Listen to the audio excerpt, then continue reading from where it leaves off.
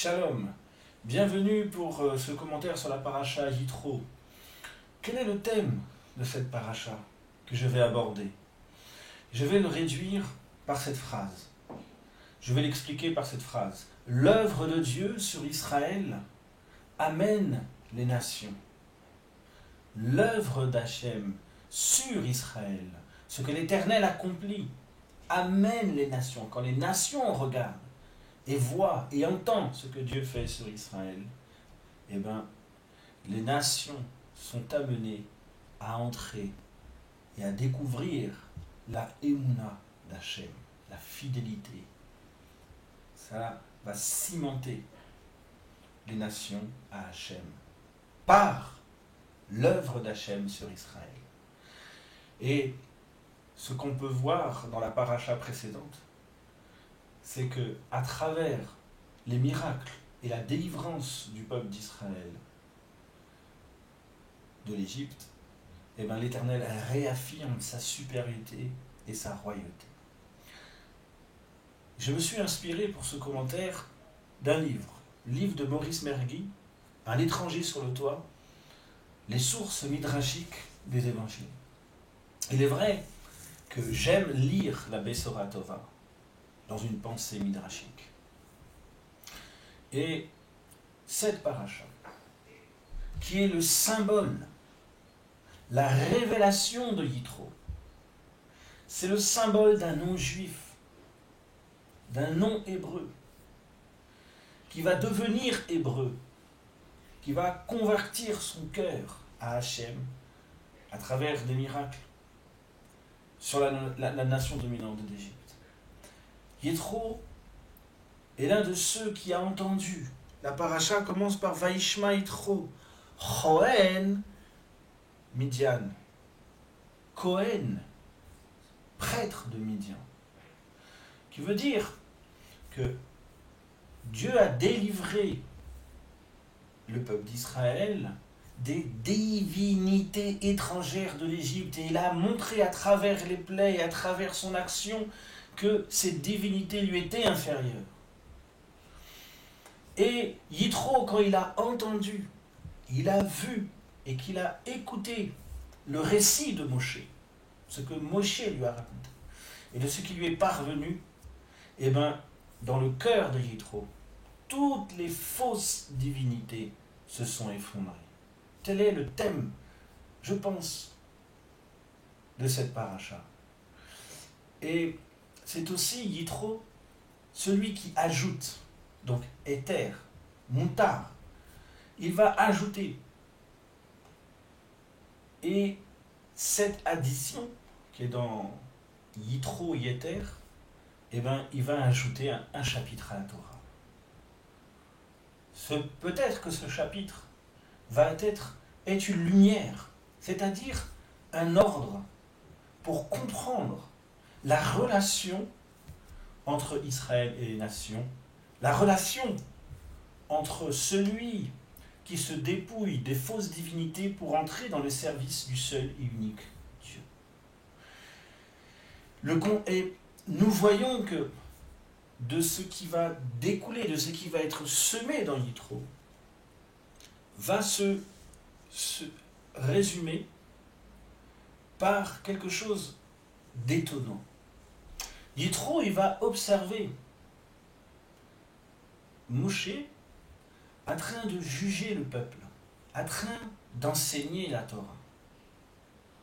Le conseil de Yitro à Moshe, celui qui vient d'être ensemencé par Moshe, est celui qui va donner un conseil à Yitro.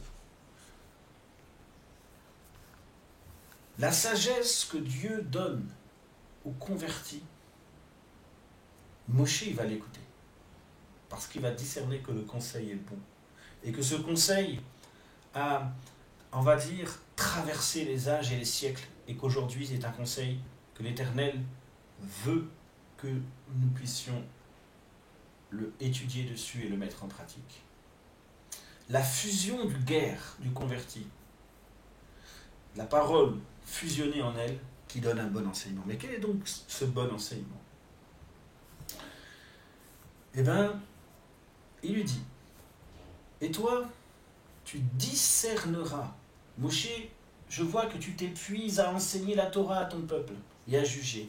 Tu discerneras, choisis entre tout le peuple, des hommes éminents, craignant Dieu, amis de la vérité, ennemis du lucre, et place-les à leur tête comme dirigeants de milliers, dirigeants de centaines, de 50 et de d'écurions. Donc, qu'est-ce qu'il lui dit? Il lui parle des chefs de centaines, Sachéméot. Sachéméot ou Sachméa au singulier, ça veut dire centurion, chef de centaines. Chef de centaines, il est dit que dans la version araméenne, centurion se dit aussi kentron, qui veut dire aiguillon, qui veut dire que pour pouvoir transmettre la Torah, demande à qu'il y ait une hiérarchie. De créer une hiérarchie pour juger, pour enseigner la justice de la Torah. Et on voit que, on va dire que cette relation et l'équilibre de cette relation entre le juif, le non-juif et le converti, eh ben, est révélé à travers l'énigme du centurion. Est-ce que le centurion vous rappelle un passage dans la Besora Tova? Dans Matthieu 8,5, un centurion s'approcha de Yeshua en suppliant de guérir son enfant qui est malade, qui est paralysé et qui souffre atrocement. Il dit, viens le guérir. Alors, dans le Midrash du livre que je vous ai cité, il explique que la paralysie en grec, c'est paralotikos, le paralysé. On voit aussi dans Acte 3.2 un autre mot qui est cholos. Et à travers cela, on peut essayer de trouver dans l'hébreu le mot pisser. Pisser, ça veut dire le boiteux, celui qui ne peut pas marcher. Il ne peut pas, donc il est infirme. On appelle ça qu'il est Baal Moum. Il a une infirmité. Et la Torah nous dit que celui qui est infirme, il ne peut pas se présenter pour apporter une offrande ou même devenir Kohen Gadol. Parce qu'il a une infirmité physique, rituelle et religieuse. Les paralytiques représentent les non-juifs qui ne connaissent pas, qui n'ont pas la halacha. Et nous pouvons voir aussi dans la Besora Tova qu'il y a des lépreux. Et les lépreux, ils représentent les Yehudim, les Juifs. Qu'eux, ils ont la Torah. Mais pourquoi est-ce qu'ils sont lépreux? Eh bien, c'est l'image de Myriam, la médisance, la révolte contre Moshe Rabbeinu, l'enseignement de la Torah. Qui provoque quoi? Myriam a été isolée en dehors du camp. Donc, les conséquences, c'est l'isolement, c'est l'exil. C'est quand le peuple d'Israël, il se rebelle et qu'il est médisant, même contre la Torah, contre Dieu, contre son peuple, il va, pour revenir, il va en exil au sein des nations. Les Juifs ont entendu la parole de Dieu, et leur problème est qu'ils ne font pas, et ils ne marchent pas au sens de la halakha. Mais lui, le non-juif, c'est un paralytique. Écoutez bien ce qui est écrit dans Shemot 19.5. Il dit Veata im shamoa. Il dit si tu écoutes ma voix, et ça c'est Dieu qui parle à Israël. Si tu écoutes ma voix, il dit Tishmeu. Im shamoa tishmeu. Donc tu écoutes avec beaucoup d'attention ma voix. Ushmartem et beriti. Et si tu gardes mon alliance, vous serez veitem li segula mikol amim ki li kol hachetz. Qui veut dire que vous serez am segula, mon peuple trésor. Alors, segula dans son sens premier, ça veut dire une qualité, un peuple qui a une qualité, qui a une vertu spécifique. On parlera d'une vertu curative, comme un remède. Et on parlera par extension que la ségoula désigne un trésor. Et il dit que ce trésor, cette ségoula, ce trésor, il est pour les peuples. Et cette ségoula, elle résulte à quoi? Pourquoi est-ce que ce peuple est appelé ségoula? Première chose, parce que nous pouvons voir que la naissance du peuple d'Israël, c'est la délivrance d'Égypte, c'est le Pessah. C'est de sortir de l'esclavagisme de toutes les fausses divinités en ayant la connaissance, la reconnaissance, la compréhension que seul celui qui délivre, c'est le seul et unique Dieu. La naissance d'Israël, ce qui fait sa différence, c'est qu'il est né par un miracle, il est né dans le surnaturel, il est né dans le métaphysique, il est né par une volonté. Il est ensemencé par la volonté de Dieu. Sa naissance est surnaturelle. Son caractère spécifique et unique, c'est qu'il lui a valu l'expression du Am Nivrar, qui veut dire le peuple élu. Mais qu'est-ce que ça veut dire, le peuple élu? Le peuple d'Israël a été persécuté par cette appellation, en pensant qu'il était orgueilleux, qu'il avait une pensée supérieure des autres, sûr de lui. Mais en fait, ce n'est pas ça. L'Éternel dit, si tu écoutes ma voix, si tu gardes mon alliance, alors tu seras une âme ségoula. Une âme ségoula pour les nations. Donc il sera un remède et un trésor pour les nations. Et qu'est-ce que Dieu dit? Il dit que le peuple d'Israël, il sera un royaume de Kohanim et une nation séparée. Mais, qu'est-ce qu'il dit plus tard, un peu plus loin? Cette Torah, voilà de quelle manière vous devez vous préparer. Il dit, il faut que ce peuple enjoint, dis-leur de se tenir pur. Il faut que le peuple d'Israël soit pur. Et il faut que le vêtement soit lavé, qu'ils lavent leurs vêtements. Et le troisième jour, le Seigneur descendra à la vue du peuple entier. Alors, qu'est-ce que cela veut expliquer?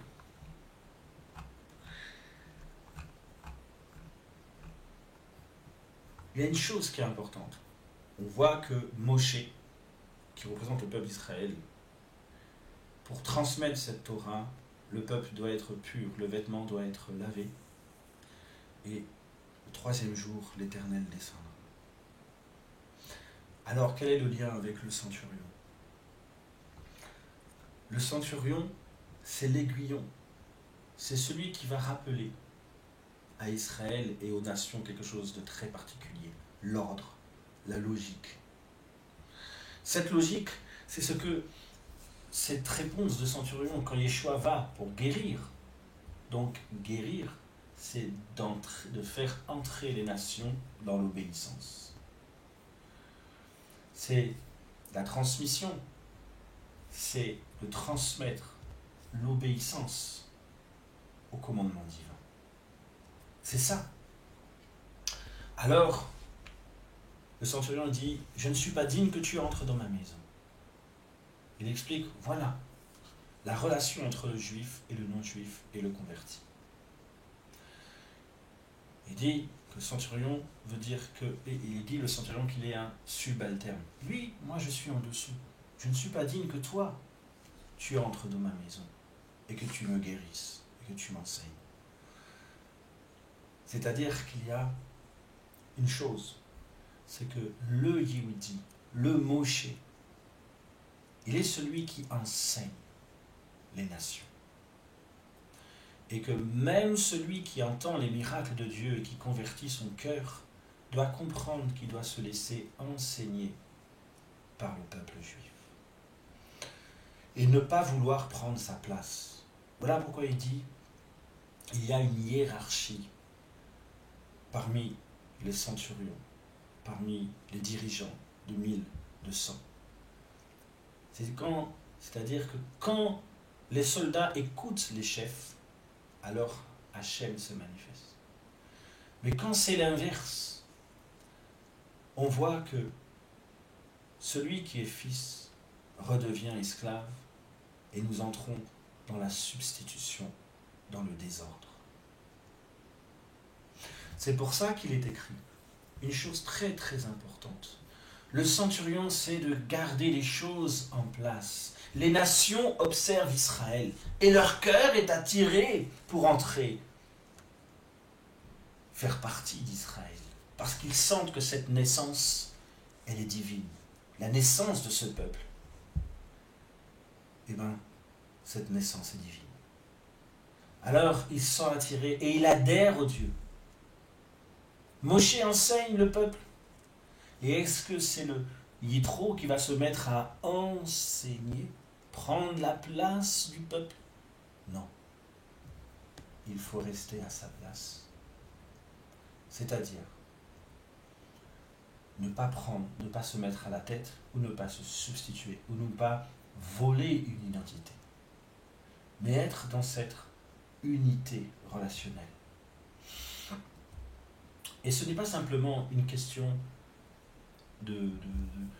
d'habit, de ressemblance, de façon de parler. C'est une attitude qui est dans le cœur. Et voilà ce qui est dit. Je suis l'Éternel ton Dieu, celui qui t'a fait sortir du pays d'Égypte, une maison d'esclavage. Vous savez que Moshe est celui qui a enseigné la Torah. Mais Moshe, il a eu un successeur. Son successeur, c'est Yehoshua, le successeur de Moshe. Au début, Yehoshua, il s'appelait Oshéa. C'est sauvé. Mais quand Moshe a transmis à Oshéa, il est devenu Yehoshua. Dieu sauve. Cela veut dire que Yehoshua, son origine, son essence, c'est de sauver. Il est la définition même de ce qu'est sauver et délivrer. Mais après, c'est marqué, c'est Yehoshua, Dieu sauve. Et quand Yehoshua, il a été, on va dire, Moshe lui a transmis, cela est écrit dans Bamidbar 27, verset 15. Voilà ce que Moshe parla à l'Éternel dit, que l'Éternel, Dieu des souffles, qui anime toute chair, établisse sur cette communauté un homme qui sorte et rentre à leur tête, qui les fasse sortir et rentrer, pour que la communauté de l'Éternel ne soit pas comme un troupeau sans berger. Et le bon berger, c'est celui qui amène le peuple d'Israël à l'adoration du Dieu unique et qui, on va dire, les entraîne au sens opposé de la Vodazara, de l'idolâtrie, de toutes sortes d'idolâtrie. Et il est dit, et Yeshua dit au peuple d'Israël, ne croyez pas que parce que vous êtes fils d'Abraham, que vous êtes sauvés. De cette pierre, je peux sortir des fils. La pierre représente l'élément par lequel on construit des idoles.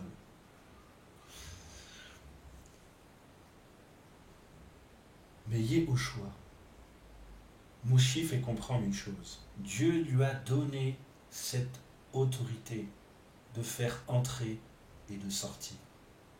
Voilà pourquoi quand le centurion il dit « Tu n'es pas digne d'entrer », cette humilité, je ne suis pas digne d'entrer dans l'alliance. Les nations n'en sont pas dignes. Mais c'est parce qu'il y a Moshe et que Moshe a un successeur qui s'appelle Yehoshua et que Dieu lui a donné cette possibilité de faire entrer et de faire sortir. Ce que Yeshua dit à travers le centurion, il n'y a pas vu une aussi grande émouna en Israël. Pourquoi? Parce qu'il reste dans l'équilibre de la hiérarchie de Dieu. Alors, il met en garde aux pharisiens, il fait en garde à ceux qui veulent prendre pouvoir et prendre des autorités qui ne leur ont pas été données. Faites garde de ne pas rester dehors, de rester à l'extérieur, parce que vous allez rompre l'équilibre relationnel que Dieu veut donner. entre les nations et le peuple d'Israël. Afin que l'un et l'autre soient des Kohanim, un royaume de Kohanim, ancré dans l'alliance. Et c'est pour ça qu'il dit, tu n'adoreras pas d'autre Dieu que moi. Telle est cette naissance. Et il est dit, je suis le Elkana, le Dieu de la passion jalouse. Je vous ai donné un ordre. Et celui qui a la capacité, le pouvoir de faire entrer, de faire sortir, c'est Yeshua. Parce que Yehoshua n'est qu'une préfiguration du Messie. Celui qui fait entrer dans le royaume de Dieu. Il est dit, je suis le Dieu de la passion jalouse. Qu'est-ce que c'est que le Dieu de la passion jalouse. Je suis celui qui perçoit, qui aime son épouse. Le mot Elkana, le Dieu de la passion jalouse. Si je vois que mon épouse, si, comme écrit dans la Torah avec la Sota, que les yeux de mon épouse commencent à s'égarer de moi, cela va naître un sentiment de jalousie envers Dieu, parce qu'il sent qu'il perd son épouse. Alors la terrible colère vient. Parce que l'épouse commence à observer la pierre, les faux dieux, les fausses divinités, celles dans lesquelles je vous ai délivré, du faux service, du faux culte, de la sorcellerie, de la fausseté, pour entrer dans le service avec le Dieu unique, un Dieu d'amour. Un véritable amour. Alors, il est dit, alors je montrerai ma bienveillance jusqu'à 1000 générations. Et je conclurai sur cette parole. Le fait que les nations entrent selon la hiérarchie de Dieu va provoquer la guérison du peuple juif. Pourquoi ? Parce qu'à travers cela, nous entrons dans l'ère du Messie. Nations et Juifs sont entrés dans le royaume de Dieu. Je vous souhaite un bon Shabbat.